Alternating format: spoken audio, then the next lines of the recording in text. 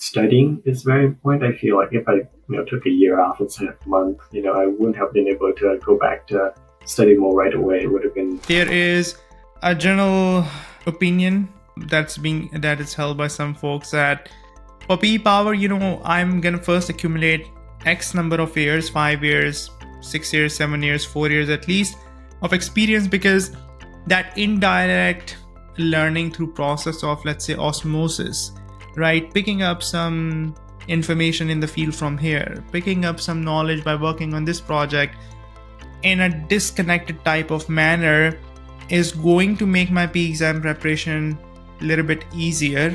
The exam itself, it has, certain topics that you may not encounter, at work, that you may not, pick up the knowledge from, and it's not being asked in the same way maybe you would have encountered it. So I think for, a timed and somewhat structured exam already, actually, consistently studying and using material kind of geared towards the exam would be helpful instead of trying to pick up information.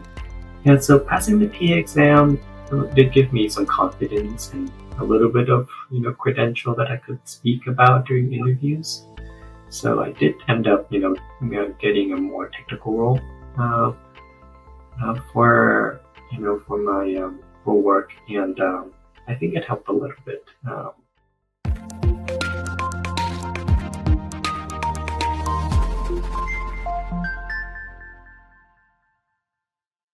Hi, Ann. Hello there, Wasim. How are you doing today? I'm doing very well. Good morning. And thanks a lot for making time on a weekend. And I know you can be doing a lot of other interesting stuff on a Saturday morning rather than having this interview with me. So I really appreciate your time. And we already have done your FE Electrical success story on the YouTube channel. Really grateful for you making yourself available for the PE Power interview. Now, as far as your FE Electrical is concerned, I'll include a link in the video. And those of you who want to check out Anne's FE Electrical journey, a lot of very interesting tips and tricks and advice, you can feel free to check that out. So let's dive into your PE Power. What was your break in between, or was there any break in between your FE Electrical and PE Power exam prep? I took about a month of break between passing my FE Electrical and then before studying for my PE exam, starting the preparation. Right. And that break, if you don't mind me asking, like, was it just a reset of, catching up with life and just basically disconnecting from studying? Like, is there an effective way to take a break, or any tips on that? Yeah. So I took a break to catch up with some things in life. Spent more time with my significant other. She was home for that month, so I was able to do that. And then after that, I started my PE preparation. Right. And how important do you think that it is to continue along your P Power exam preparation soon after your FE Electrical? Going back in time, if you had, let's say, instead of taking a short, brief break to just relax and decompress and catch up on other things in life, let's say if it was an year-long break instead of a 1 month break, based on what you experienced during your P Power exam preparation and routine and structure, and the momentum that you were able to sustain and maintain, what do you think it would have looked like if you had taken a year off? Yeah, so I believe, and I think you alluded to it a little bit, having consistent structure and consistency. Studying is very important. I feel like if I took a year off instead of a month, I wouldn't have been able to go back to study more right away. It would have been a lot more challenging, and that may have been a big obstacle to prevent me from studying, or starting studying again at all. So other things would have filled my time during the year. Would have found something else, and then I may have pushed back and studied even further. So yeah, I think a month was pretty good, and I already felt some of that reluctance to go back and studying and getting my mind to focus and committing my structure that I set up. You know, maybe 2 weeks would have been like the sweet spot, but I did take more time because I usually don't spend a lot of time with my girlfriend. So Sounds good.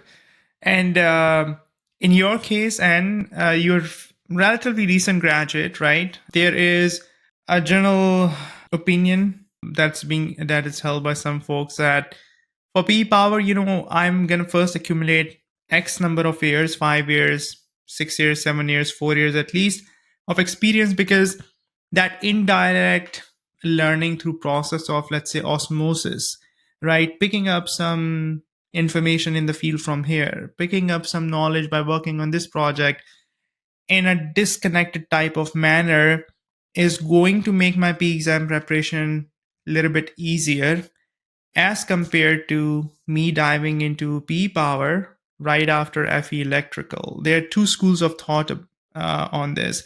Now, in your case, you actually took my advice when I told you that, and I mean, I give this advice to every single student that even if you feel like you don't have exposure to codes and standards because you're a recent graduate or your work currently does not involve that technical side, NEC, NFPA 70E, NESC, in my opinion, still, it is a better decision to dive right into P Power if you can and learn those concepts, those knowledge areas in a structured, methodical manner.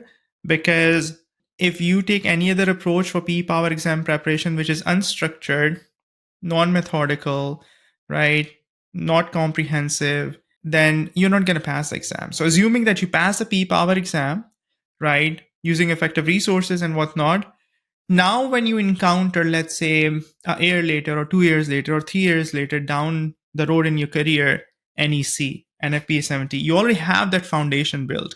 So, it's a win win situation either way. What are your thoughts about that? And how difficult was it to actually learn and pick those things up during the course of your exam preparation using the program which you had not encountered previously? I agree with you, Wasim, that to pass the exam, I did appreciate a comprehensive and focused methodology to preparing for questions that could be in the exam. And I believe that it's somewhat standardized. The exam itself, it has certain topics that you may not encounter at work, that you may not pick up the knowledge from, and it's not being asked in the same way maybe you would have encountered it. So I think for a timed and somewhat structured exam already, I believe consistently studying and using material kind of geared toward the exam would be helpful, instead of trying to pick up information that may not be relevant in the exam itself. Right. And in terms of NEC, the fact that you had not seen that before, or maybe you applied it at work, how difficult was it to learn NEC? And now that you are in a new role, in a more technical role, you may encounter, or you might have already encountered NEC, NESC, and some of the other codes. How has it helped you? Yeah, so encountering NEC was a bit daunting at first, given the sheer volume of the code book. But then during my exam, it was one of the more comforting sections, actually. That I saw and and experienced that. Hey, it's in the code book somewhere. I can probably kind of figure this out, or have a good chance. I'm guessing at it. Maybe I get 50%. Of being correct in the question, rather than zero away and kind of like a very difficult question. So yeah, when I saw NEC questions in the exam, I was just like, okay, I can take a little bit of a breather. So even though I didn't encounter NEC before, learning it through the program and having the knowledge of the basic layout, where things are located, and then having your expertise and advice on what section to focus on was very helpful. And I think, it made a good portion of points during the exam. So That's great. So, what started out as a more daunting section of the exam turned out to be a more easier one for you because of the fact that you had that framework. How was your FE exam preparation different than PE Power? And so essentially use the same resources. You went through the on-demand, the live training, the study guide, the whole 9 yards, all the resources that I have to offer. The on-demand, basically the lectures and the quizzes and the mini exams, self-study, the live training provides you more structure, weekly goals, additional homework assignments, real-time access, and then computer simulated practice exams and study guide, right? I mean, essentially the formula, the recipe is still the same, but in terms of actual preparation, if you can go back in time and compare N, who was preparing for FE electrical, and the N who was preparing for the P power, what was that set of experiences or challenges? Were they similar? Were they different? And if so, then how did you adapt? So my preparation stayed largely the same for both. So I went through, spend time, did my best consistently to go through all of the material in the course. And, I believe that's sufficient. No real, I guess the approach is a little different, and I think you mentioned it during the introductions and whatnot to the courses that FE exam has more broad, for lack of a better word. So and then the time constraint is a lot more severe there. So test taking may be a little different between the two exams, but preparation for both. Well, I did need to go through a lot of depth in the PE exam and making sure that I knew all of the conceptual corners, making sure that I know all of the theories behind certain concepts, because in the PE exam, when you never know what questions you're going to ask, and a lot of questions are really difficult, and some of that understanding of deeper concepts kind of help me give me a better chance of choosing again, like 50% of the time getting a question right instead of 25% 1 out of 4. So that's what I can experience. Yeah, you have to be willing to step out of your comfort zone when you're preparing for the P Power exam. You have to be willing to learn a little bit more than what's probably required. It's a lot more in depth, right? Time management, and what was your approach? You're working full time, right? You have personal commitments and life, of course. So for the duration of your P Power exam prep, how did you manage your time? Was there a very specific structure to your days, weekdays, weekends, or was it a little bit improvisation on a regular basis? No, I try to stick to a structure, and I think I mentioned this during my FE interview as well. So I figured, what worked for me was I had the long commute to work, and so I stayed after work for a couple hours each night, and then, studied, after work, and then during weekends it was the live sessions. So I attended those, religiously. Don't think I missed a session, and then did more studying after that. So it's a lot of time spent studying for that committed amount of time, and you know, holidays were tough. During my PE preparation, it was toward the end of the year, so you had end of year holidays. So missing out on those a little bit was tough, but I think it was worth it. I mean, it was a challenge. And, it's just big sign of relief when you see that pass mark or check mark or green box. You know what's interesting, and lately a lot of students have been utilizing that approach, and I have started even recommending it to folks who ask me for time management tips.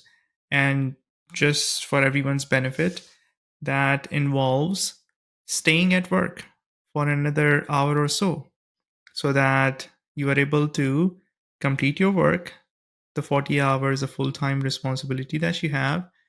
And while you're in that flow of productive work, you just simply add on your exam preparation. And a lot of times, if you're working in the office, 5 o'clock, 5 p.m., 6 p.m., maybe maximum, generally speaking, most of the people check out.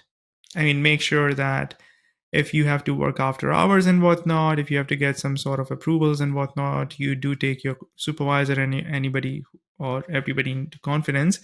But typically they wouldn't mind. They know that you're working towards your exam preparation, you're working towards your career development. The serenity, the peace, the quietness, and the focus that you basically get, right? Okay, I have basically done my work, and now the next hour or so I'm going to invest towards my exam prep. I think this is a winning formula, and some people actually invert it. Some people show up at work an hour earlier before the rhythm of the day kicks in. And the best part, I think, as you explained in the FE interview as well, is that now when you go back home after having completed your work as well as your exam prep for the weekdays, then you basically have the rest of the evening to yourself. You don't have that nagging feeling at the back of your mind. Still need to study. Still need to study. Still need to study. Right.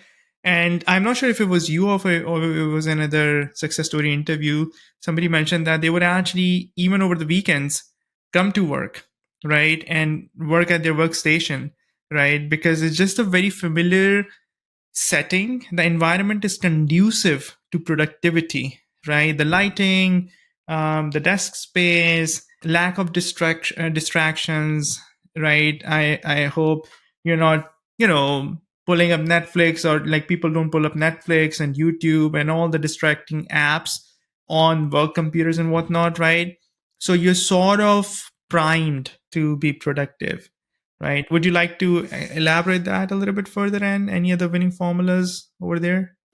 Yeah, and I completely agree with you, Wasim, that when you come to work, you're kind of in that mindset to be productive already, and then you're free of home distractions like your desk space. Sometimes you don't have not as much desk space at home as at work, so you see clutter around, and you're like, oh, I want to clean this up, or you want to go to the fridge to grab a snack, or go out and talk to your family, or then you go home, you have dinner, with your family, and then they're like, oh, hey, I found this, something, you want to check it out with me, and then you're like, okay, well, maybe I don't have to study tonight, and then that, kind of goes against trying to be consistent with your studying. So Yeah, that's amazing advice, and a lot of my students have been incorporating that and finding it helpful. How to avoid burnout, and because your weekends get absorbed by studying, weekdays get absorbed by studying. Any tips around burnout, avoiding burnout, and keeping yourself motivated and not pulling the plug on the preparation?